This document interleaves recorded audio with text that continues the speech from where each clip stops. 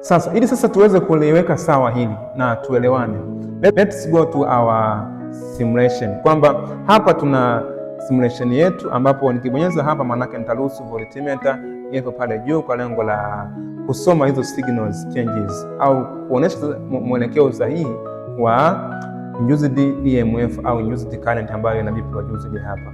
Sasa hapa kwamba mimi nachukua magneti yangu hapa, magneti yangu naweza nikaweka field lines hapa kwenye ba magneti yetu. Sasa kwamba nikianza na case 1 ambapo tulisema kwamba n poles ndio inaingia ndani na kutoka, basi tubadilishe hapa.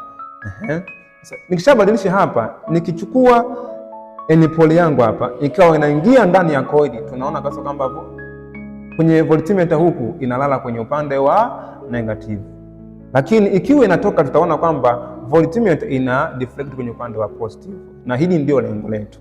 Haya, mimi naingiza hapa, tunaona kabisa kwamba inaenda upande wa negative. Pia bulb inawaka, lakini ikiwa inatoka inaenda upande wa positive.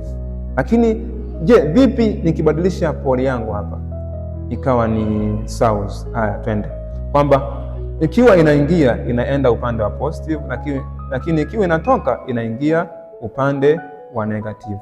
Sasa hapa ndo inaelezea kwamba lenzi zile nasema sasa kwamba EMF au current ambayo inazalishwa hapa mara nyingi inakuwa ipo kinyume na magnetic flux iliyosababisha.